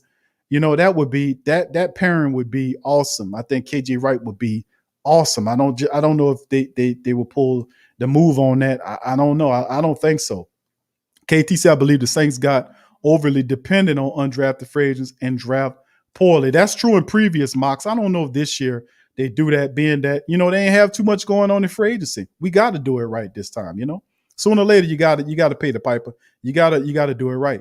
William Dickerson says KJ might want too much money. That's the point. Space Ghost says Puka Williams, he was taken, bro. I was looking for Puka in the bottom of my draft. Somebody ripped him off of there, bro. That's when I seen Darden. Puka went maybe several picks before Darden did, because I was looking for Puka Williams. Did somebody grabbed him from me? And I had him on my previous mock too. Space Ghost on mock number 2. I had Puka Williams on the back end of the draft. Just in case you wanted to check that out. Tramal says, Q, who is that great value cornerback? Well, I hope you've seen him. I explained him to you. Well, I mean, who you think you're going to find? You ain't going to find name brand in the bottom at the 7th round. You got to find developmental talent to help out as well. Quincy says you can never have enough offensive line and defensive linemen. This draft is deep at wide receiver. We always have a knack of grabbing running backs later. I do agree. If the right wide receiver or running back sitting there, Payton going to take them. That's right. That's Coach Payton, because Coach Payton got them stars in his eyes and starts seeing E18 from Clemson, or, man, he can be like, oh, my goodness, I got to get him. Because that's like 2 damn Elvin Kamaras. I'm telling you, if Coach Payton sees that guy there, he going to grab him, man. All he has to do is be there, Coach Payton's going to grab him. And have 2 Kamaras. I would love this. I hope he falls, man. I really do. It would be so fun. It'd be like watching Madden or playing Madden with 2 Kamaras running around, tearing up stuff. Marcos, what's up, fam? Says Terrace would be nice. I'm telling you, he's a gamer, man. KT says, which young would like the Saints to draft in which round? He says, which young? What you fill me on what you mean by that, KT? Tramal says Peyton would never run the ball if he gets. You might be right on that. Willie, what's up, Willie? Willie says Puka Williams is Shits Ellinger and Shits Marshall is Shits. We need defense in the draft. Towers, Marsha, and Lamar. Oh, come on, bro. Come on, Willie. Not that again, Willie. Come on, bro. How you talking? You saying Marshall is shit? You come on, bro. That can't be right. That's misspelled. It got to be wrong. That must be mean, in a good manner, like he the you know what. You know what I'm saying? That's what that got to mean. That can't be meaning the wrong side of things. That can't be right. That can't be right, Willie. His name ain't no Lamar. His name is Terrace. Don't tell me you got a problem with Terrace Marshall with a guy named Terrace. Come on, brother. Jamal says 2 rushes with turning with no rushes. You might be 2 rushes. Oh yeah, that's coming back sooner or later. What's up, Muse? Who that to Muse? Good to see you in the chat. Much love to our friend and family member Muse. Willie says Cliff. Oh, come on, Willie. Come on, Willie. What are you talking about? So you mean to tell me ATN and Terrace Marshall is garbage, bro? What are you talking about, Willie? What? What are you talking about? Tramal says, don't give Peyton no more. I ain't give him no, bro. Tramal, I ain't give him no Ohio State people up in here. I said no. LSU and Tulane, how you love it. All right. Troy, what's up, Troy? Who that to you, fam? Good to see you, man. What's happening with you, fam? I'm just having some fun, my friend, talking about the Saints. Ice Cream Man. What's up, Ice Cream Man in the building? What's up, fam? Good to see you. Brother Byron says Saints should draft Marshall. He and Ken Guard might be dynamic wide receiver. Could you imagine? Just use your Saints imaginations to them guys, man. Explosive. All right. What's up, Sean? Who that to you, brother? Good to see you in the chat. Yeah, family, please strike upon the like button. If you hadn't hit the like button, smash the hell out the like button. If you're not a subscriber, join the Great Saint Think Tank today, baby. All right, Brother Byron says, could see AK E10. Oh, man, could you imagine? Man, what is Willie? Willie, what is you talking about now, Willie? What's going on, Willie? Look, somebody got the head scratch emoji for Willie. Willie, what is going on, Willie? What's going on, Willie? Willie don't like nobody, man. Willie don't like nobody unless they name Willie. Man, that was Willie's argument at one time. Willie had the nerve to get up on here and tell me that Lamar, anybody that's named Lamar is never going to be any good. He going to fail. And I said, really, Willie? What about you got a problem with the University of Lamar? He said, yep, they garbage too. I'm like, what? So you judging somebody based on their name? Really, Willie? I don't get it, Willie. What's going on? What's up, Miss Sexy Blacksmith? Who that to you, baby? Much love. Here go Willie. He said, everybody I know named Tyra was garbage in the NFL. What? Tyra named Tyra was garbage. Everybody know named Clifford. Well, that ain't got nothing to do with nothing, Willie. That ain't got a damn thing to do with nothing, Willie, because somebody's name was something back in the day don't mean that they go, how many garbage Drews did they have before Drew Brees came along? Huh? How many garbage Andrews they had? Before, remember Andrew Tiller? Garbage ass Andrew Tiller used to be. I mean, come on, bro. That's not a good, judger of talent to say because their name is, garbage. Come on, Willie. That's not a good way to look at it, brother. Brother Donovan says Dylan Moses never been healthy at Bama. I think he would be a steal in the 4th round. Yeah, he has some injuries concerns, bro. But yeah, for 4th round value, brother D. Yeah, you're absolutely right. I couldn't pass on him. All right. True, Louis ever said they must be related to Lamar. I don't know what Willie talking about. Willie, what is you talking about, brother? What is you talking about, Willie?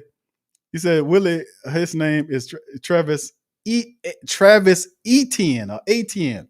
I think Collinator says the ATN, like ATN, like Apple, table, Eric, ATN. I mean, not Eric, NASA or whatever, and But Willie's still gonna say the same thing. He's still garbage. I don't know no Travis is as good in the NFL. Watch, it's coming. It's coming. I ain't even get to it yet, and I know he about to say it. Come on, Willie. Come on. Sean say Willie dropping the hate bombs. Come on, Willie. Come on now. Troy says, I'll tell you what, Marshall team would be fireworks. I don't know what Willie talking about, but nah, Willie ain't trolling, man. Willie down hard, bro. He said, open the, oh no, I can't do it, Willie. I ain't got the time, bro, today, bro. I ain't got the time, Willie. I ain't got the time, bro. I'm sorry, bro. I got to jump off here. In a little bit, I got a Pelican post-game report, but if I had a little bit more time, Willie, I would open up the chat. So Willie can get on here and start telling y'all how garbage Lamar Jackson is and how nobody named Travis is going to make it in the NFL. And I can't buy that, Willie. I can't buy that. Michael says, Willie sipping that old LOL. Josh, what's up, Josh? He says, Willie, you like Clifford, the big red dog? No, I ain't watched that when I was a kid. I ain't like that. Take the night off, Willie. All right. Willie, what is you talking about, Willie? All right, let's see. Willie says, name somebody named Travis. See, I knew it was coming. Willie said that, name me one person named Travis in the NFL that's good. Willie, that ain't got nothing to do with nothing. Willie. Because if somebody came along and brought you, did you ever watch Travis Etienne play? Did you watch him, Willie? Answer that in the chat for me. Let me know. Ramsey, what's up, Ramsey? Who that? He says, hey, Q, let everyone know that if last year's Justin Jefferson was tearing up the league, imagine. I know, bro. And see, I don't want to do that because I was stopping myself from saying, man, listen, you remember Justin Jefferson? Remember that dude from the Minnesota Vikings? Watch what Jamar Chase do. And you thinking Terrace Marshall, listen, man, Terrace Marshall was the dude that was supposed to be the next level at LSU. He was the guy with all of the stars on him. I'm telling you, they overlooking him. You're overlooking. I know the guy. I'm telling you. Thank you for that, Ramsey. Thank you, bro. Yeah, I mean, Willie, did you see the tape on him? I'm saying, Willie, go look at the tape before you start slam dancing these guys. I know you don't like the name, but go look at the tape. I'm saying, Willie, go look at the tape, bro. Come on now. He said, I like Scooby-Doo. Forget, see. Well, they ain't got no Scooby-Doo in the league. So, I mean, come on, Willie. Come on, bro. That ain't a good way to attack it, bro. That's not a good way, bro, because they ain't got no good Travises in the league. That's why he's going to fail. Willie, that's a bad explanation there, Willie. Willie said, I watch LSU bust up trap. Listen, that was one game. Willie, see, one game. The LSU beat everybody that year bad, except for Texas. Texas went back and forth with LSU, but pretty much LSU 2 years ago ran over everybody, including Oklahoma, that Jalen Hurts was sitting on top of. Trevor Lawrence and Clemson for the national title. They beat Alabama. They beat everybody that year. But you can't base it on one game. Willie, go look at the whole sum of it. Willie see one bad game and say, Q, that boy garbage. I'm like, one game, Willie? Good grief, man. The man had like 20 plus games, bro. You seen one bad performance. Sean says, Willie going Uncle Ruckus on NFL players. I don't understand the Lamar thing, bro. Willie told me about that. I don't understand, Willie, the Lamar hate. I don't get the Lamar Jackson hate. I don't understand that. And now it's translating to Travis Etienne hate. I don't understand. I don't get that. I don't understand why you don't like him as much as you do. He said one game, all the dope and the money was on the table that game. Bro, listen, they were running over everybody that game. LSU dominated especially in the playoffs. LSU was a juggernaut. They were a juggernaut. They were destroying everybody that year, and Clemson could not compete with them. If you watch the first quarter or so, Go back and watch the first quarter or so of the national championship game when LSU and Clemson was going at it. At first, they had LSU kind of going through it until they figured them out, and then that later on that second quarter into the third, fourth, LSU took them apart. They just had to figure out on defense what they were doing, but when LSU figured them out, Coach O they just ramrodded Clemson after that. But it was a closer game the first quarter or so. And then the third, it was over after halftime. They figured them out. It was a done hit. It was a hit or quitter. It was a hit or quitter. But see, Willie saying one game, and the man, come on, Willie. Come on now. Come on, brother. Troy says ETN can be a cheap Kamara. I'm telling you, bro. 2 Kamaras on the field at the same time. Byron says Willie hating on Lamar. Not just Lamar, but the whole world full of Lamars. Willie hated, literally, I've never seen somebody hate on an entire nation, an entire planet of people, including a school that's named Lamar University. Willie slammed an entire tribe of Lamars. I mean, if your name is Lamar and you live on in North America or in Central America or South America or in Europe somewhere or in Asia somewhere or in the Arctic or Australia, no matter, or Asia, wherever you at, and your name is Lamar, just know Willie slammed the entire planet full of Lamars, including the University of Lamar. He slammed the cities of Lamar. He said that any street, the street that's named Lamar, you can't go down there because they got potholes all in it. This man slammed everything. And I'm like, man, what? How do you? He slammed Lamar's chicken. And I mean, any and everything that had Lamar on it, Willie slammed it. But I made him admit that he was wrong on Lamar's chicken. Yeah, he was like, oh, yeah, that chicken good, though. How you slam a whole world full of Lamars, Willie? Come on, brother. I don't get that. I don't get it. What's up, Jay Huntsberry? Say, who that? He said ATN attended Jennings High School in Jennings, Louisiana. As a senior, he rushed, look at that, 24, 59, 39 touchdown. Willie ain't hearing that. Willie said, I don't care. His name is Travis. He ain't going to make it. Man, Willie is something else, family. Willie is going off in here. Derek said Willie is an everybody hater. He ain't hate. He like Scooby-Doo, he said. He ain't like Clifford. He like Scooby-Doo. That's just so Willie. All right. I bet he a Willie Nelson fan. He probably slammed Willie Nelson. Oh, man. Come on, Willie. Cut it out, Willie. Cut it out. Sean said the University of Lamar ain't right neither. Them degrees are worthless. Okay. So Sean agrees with Willie on the University of Lamar. Oh, man, y'all are funny, man. Y'all are too funny. Troy says, damn, Willie, what Lamar done to you? I asked him, I said, bro, what the hell did Lamar do to you? You know? I mean, come on, talk to him, y'all. Talk some sense to brother Willie. Ramsey said, bro, Willie drinking that haterade. All right. Yeah. Hey, man, Willie slammed the whole that. Talk to brother Willie. Let him know that that's wrong. To call somebody, say they're going to be garbage because of their name. Wow. Oh, goodness. Wow. Willie. Here go Willie. Willie said Jennings High School. Oh, my goodness. Good grief, man. Willie, come on, bro. Willie says Jennings High School is, you know what, and didn't win the ship. The whole Jennings, Louisiana is garbage. Anybody named Jennings? Nice job. Okay, Willie. All right, Willie. Everybody, now Jennings is bad now. Okay.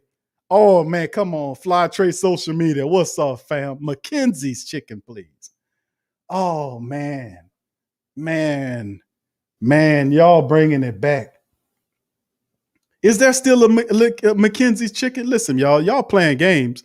Y'all think it's a game. I'm putting that, I'm going to write that down here on the side here to go look up Mackenzie's and see if there's still a Mackenzie's chicken over there. I don't know if there is or not. I remember chicken in the box for my New Orleans people. They remember chicken in the box. They remember Mackenzie's chicken, please. I don't know if it's still up there. Y'all let me know if it's but I know Lamar's. I don't think Lamar's chicken. Remember, and I figured out Lamar how he was making that chicken. He was putting his chicken in fish fry and frying it using fish fry with his chicken. because the chicken had a flavor, had a little sweetness to it. I figured it out. I took it to one of my partners. He said, man, this fish fry on your chicken. I was like, but I forgot about it. But thanks to Willie and all of his Lamar hate, it made me remember I go make me some Lamar chicken. All right, but thank you for that fly tray, man. Mackenzie's chicken, man. Y'all making me hungry, baby. Dr. Key, what's up, Dr. Key? Who that to your family? Much love. Willie slammed the whole city of Jennings. Did y'all just hear that? Did y'all just see what Willie just did? Willie slammed the entire city of Jennings just now. The whole city. Man, wow, Willie, what's going on?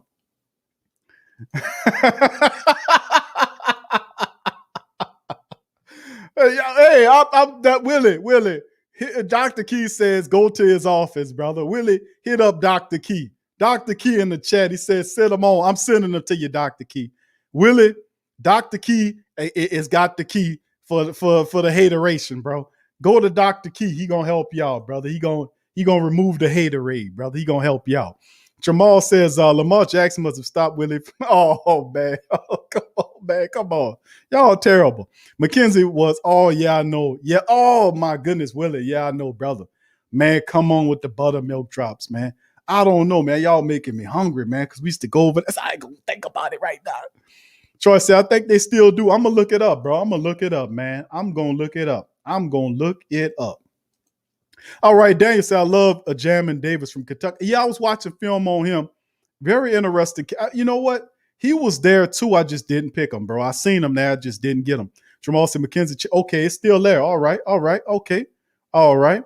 Yeah, Willie is off the chain, man. Willie off the chain, man. Willie is off the chain. You know how Willie get. All right, quit saying the bottom. I know, bro. I know. Chicken in the box, man. Come on, man. Man, come on, man. That's that flavor. That's that good stuff, man. Troy says, okay, Frenchman. Okay, yes, I will pay this weekend. I will pay a visit over there, my friend. You know what? I know my dog Teal be looking. Well, my children been after me for the last month. Like, Dad, when we gonna go to We That Wings? We won't go to We That Wings. My youngest son loves the what do you like? The lemon pepper wings at We That's. Loves it. And my other son, he likes the fish plate? I think it's shrimp plate. They love it.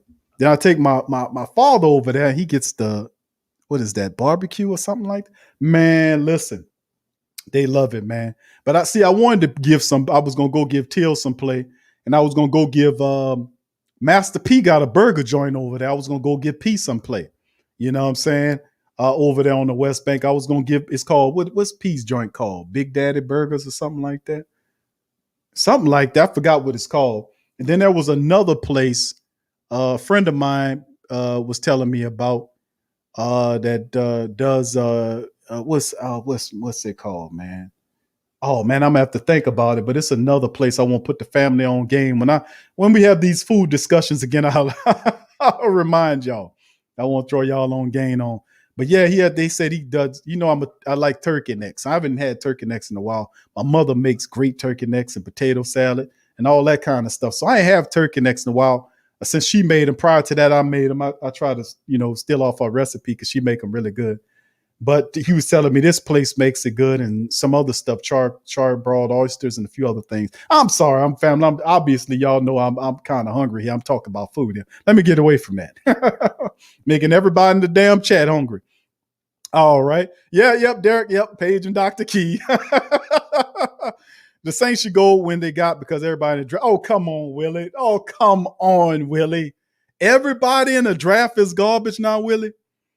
Okay, Tori says, I think there's one on Kenner. Okay, Loyola. Okay, thank you there, Tori. Appreciate you. KT said, Big Q, check out TJ Vasher. Okay, you just said, I checked out Tonga. Tonga reminds me of Vita Vea to a degree. You got Dayami Brown and Robert Rochelle, Isaiah McCoy, Tony Fields II, and Monte Rice. Okay, I'll look them up, my brother. Thank you, KT. KT is the scout, man. Well, everybody know that Manchu is the best chicken in New Orleans. Manchu's chicken, but they got all that MSG in that stuff, though, brother. Willie, that's a brain buster. But then again, a lot of them using that stuff. I try to stay away from that to the best of my ability. But yeah, Manchew's chicken. I had Manchew's. They stand up outside for that, man. All right, appreciate you there. All right, big ups to the rest of the family members chiming in. Rush Hour says, when I come to New Orleans, I need to find some good food. Just listen to the chat there, Rush Hour. Just listen to it. Look at Jerry say, I tried Manchew. Them chicken wings are good. Yeah, I know, bro. I know Manchew's is the truth, bro. Yeah, they talking good eating now. Yeah. Willie says, Master got a burger joint. He can't make no good hamburgers. They'll make you say, What's up, Ramsey? Aloha, family. Aloha to our friend Ramsey out there in Hawaii. He said, who that? Big ups to you, Ramsey. Good to see you in the chat, my friend. Much love to you. Fly Trey says, one of them people that be sitting outside the Peaches drinking, oh, man, snacking Zaps chips. Oh, man. Fly Trey, don't do it to him, brother. GM Kev, some of the best food in New Orleans used to be at the corner stores by the Vietnamese. Yeah, we gave a lot of our Asian family members some love. I ain't gonna lie to you. Cajun seafood was one of my favorites. I went to school with the owner of Cajun Seafood, the one on Crowder, man. He's a good dude, really good dude. Got a really great family over there. I went to school with him and his wife. They're just good people, man. Good people, man. Great, good food, clean establishment. They awesome, man. Go over there. It's Cajun Seafood on Crowder. Some of y'all probably know where it is. It's what Pat Swilling used to have. What Pat Swilling had over there? He had a car wash over there. Remember the old Pat Swilling car wash? That's where they are now. It's called Cajun Seafood over there. They're very Super Cajuns, I want to say. Is it Super Cajuns?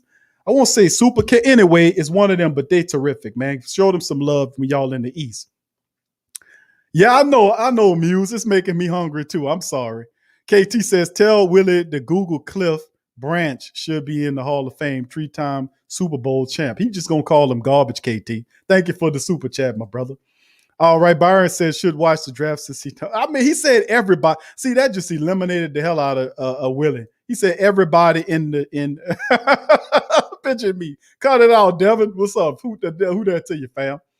All right, Dr. Key says, yeah, I'm here, brother. There you go, Willie. Dr. Key in the building. Paige and Dr. Key. All right. Look what Miss Sexy Black said. Say, really, Willie? You ain't tried none of one of them. And listen, somebody told me Masterpiece Burger Joint was actually pretty good. And that's why I say, but I always try to show the brothers some play. Like with Till and them, I go show them some play. And I take my business away from the big guys. I don't go to McDonald's at all, or Burger King scantly. I go there, or Rally's, or any of those places. If I can find a local joint like Lee's Hamburgers, I love Lee's Hamburgers. If y'all know about Lee's, if y'all looking for a good hamburger, try Lee's Hamburger around the city. They do pretty good. Who else got a really good one, man? They got a bunch of them, but like with P have when guys like Till and his family open up, I'm gonna support them. I'm gonna take my support to P's join and I forgot the other people join. But anytime I do, man, that's what I do, man. That's what I do. I try to go and show people some love. On Bullet, there you go, Willie. Willie getting it right. Willie might be wrong. Willie wrong is 2 left shoes on his draft talk. But Willie right as rainwater when it come down to talk about them establishments. I said Crowder, I meant Bullet. There you go. Thank you for correcting me on that, Willie. You absolutely right. Is Pat Swilling, see Willie old school, man. Not too many people gonna remember Pat Swilling's car wash. But Willie and a handful of family members do. But yeah, it's Super Cajuns where I said Crowder, but it's not Crowder. It's actually Bullard. That's right, it's Bullard. Thank you, Willie. Michael, what's up? He says, where our dollars going? See that's another combo. Right. Big ups to. Now, family, Quincy says we never close on shit. Oh, yeah, with the shrimp. Yeah. With the shrimp sandwiches. Yeah. Oh, man.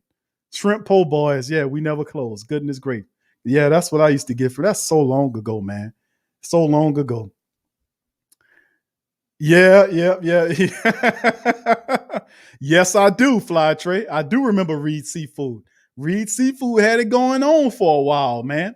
Matter of fact, the family that was, where did they go, man? Matter of fact, Reed Seafood originally, when it was going on before another family moved in there, Reed Seafood was the guy that I'm telling you about.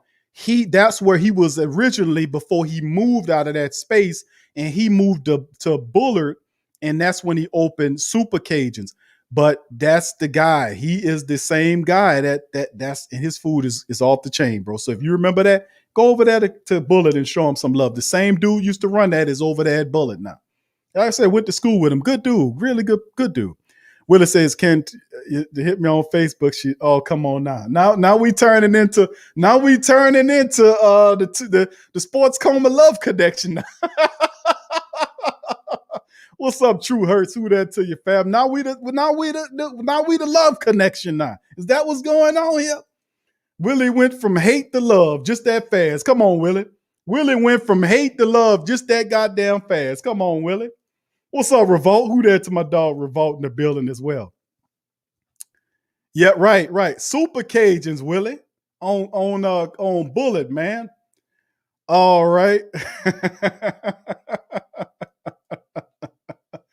Willie went, look at that. He know how to, he went from hate to love that fast. Willie, you something else, bro. What's up, DeWine? Who that to you, fam? Much love. Derek says, Quan Alexander's put in work. I seen that, bro. He looking good. He may take a team friendly. I would love to see Quan come back. Really, I would. And I think that's going to happen, to be honest with you. Thank you for that, Derek.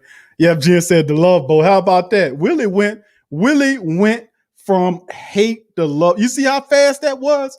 He was just hating on everybody in the world. And then he went from hate to love just that goddamn fast. It's a thin line, isn't it? It's a thin line between love and hate. I tell you what, family. They wasn't lying when they were singing. It's a thin line between love and hate, because Willie just proved the hell out of that. There you go. Cutting up. There you go. He cutting up. All right. Oh, there it is. There he is up there cutting up. He went from hate to love real fast. I'm just saying, that's kind of something else. Muse says, she said, what you got, Muse? Let me see. I missed that one from you. What she said, she says, I like local joints too. I took a small bistro to give me my first. Yes. Yeah. The beignets. What was it? Cafe? Was that cafe? What was it? See, I'm from here and forget it all the time.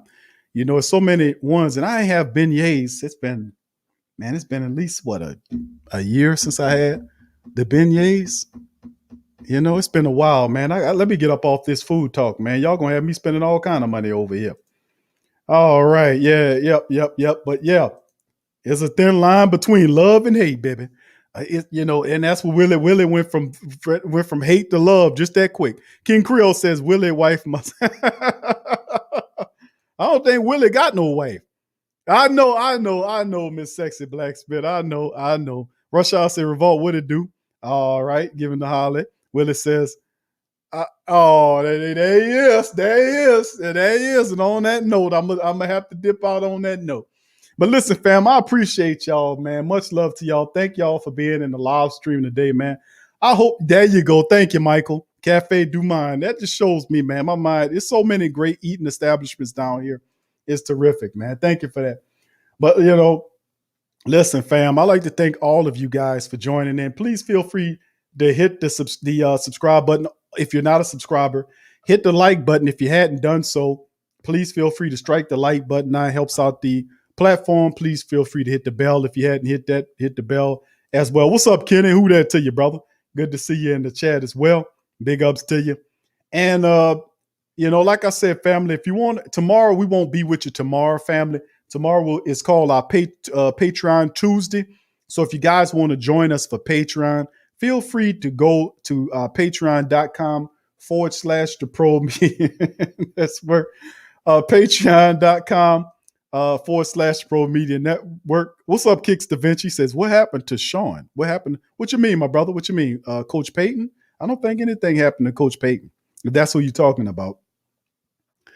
I know, Miss Sexy Blacksmith. I know we making everybody hungry up in this joint. Yeah. Oh, there go Willie saying it's garbage. All right. Nolan's 504. What's up, fam?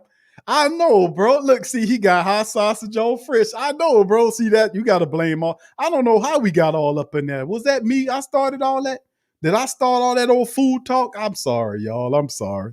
KT said, y'all ever tried Blue Star? Oh, man, the Blue Star Chicken in Baton Rouge. That's over there in Scotlandville. Is that in Scotlandville, KT? Is that in Scotlandville, KT? Because if it is, brother, I've been there, and boy, oh boy. Man, listen, man. Listen, oh my goodness. I mean, absolutely awesome. Blue Star, if that's in Scotlandville, KT, I'm with you on that. I'm with you on that. I'm with you on that. Yeah. Yeah. Willie hating on Cafe Du Monde now. Goddamn. Oh, he talking about how about Hollywood, Sean Payton. Yeah. Coach Payton, he getting up there, man. A lot of people showing him love. He got people playing him in the movies. And he done a lot of good work, man. And it's good that he be recognized. And he got a lot more personality than Bill Belichick, you know. Oh, there go Willie, man. There go Willie. Willie kicking game now. Willie throwing the game down. I know, bro. I know.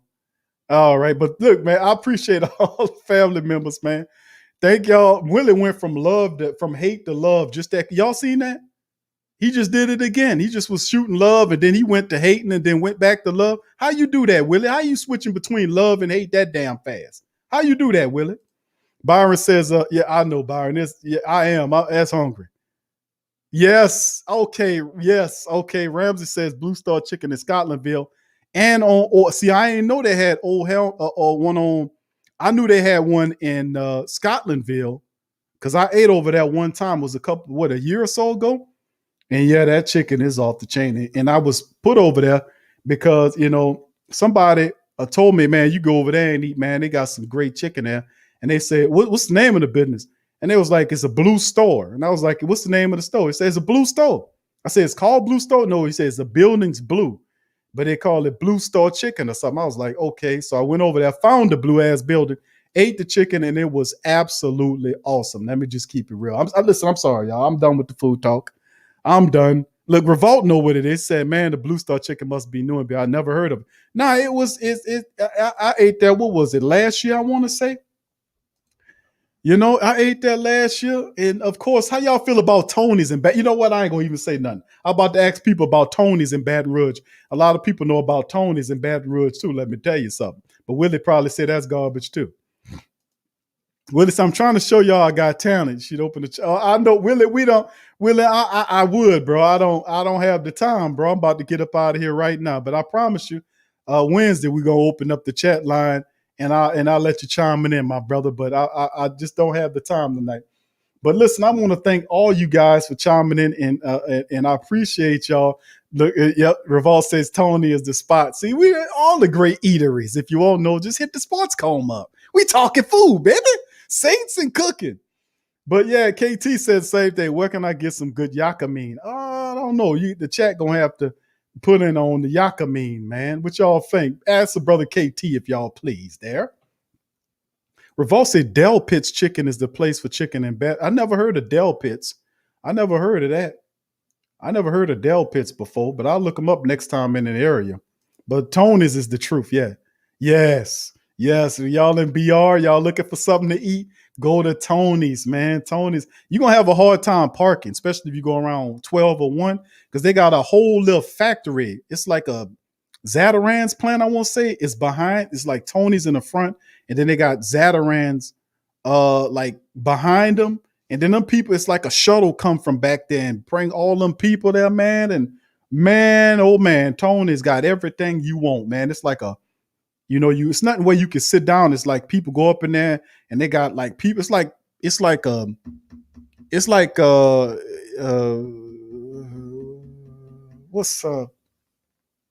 what's the place I can't think of the place. I won't say it's a buffet, but you don't sit down in there. You go up in there. They got live seafood in there. Like you go in there and buy live seafood. I mean, stuff swimming in the tank. You can pick it out and then they got the stuff that's baked in there as well. Then they ain't just got seafood. They got seafood, lasagna. Oh my goodness. Oh, it's hurting me. Oh no. Too much great eating. Ramsey says, always great time. Same with y'all, man. Listen, I'm about to get out of here, man. Y'all, I done made myself and y'all all hungry. But with that being said, fam, I'm going to thank you, Muse. Bless you too, baby. Thank you, Muse. Okay. Oh, I will. I'm gonna look it up. Revolt. Revolt says Del Pitts. I'm gonna check out Del Pitts. Ramsey says Del Pitts chicken is great. Yeah. Okay. I got you, bro. I'm gonna remember. I'm gonna remember now.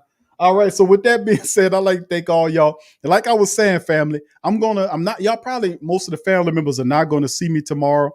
If you want to be able to have the discussion with us on Saints Talk tomorrow, please feel free to join our Patreon. It's patreon.com/the Pro Media Network, patreon.com/the Pro Media Network, patreon.com/the Pro Media Network. The link is in the description section.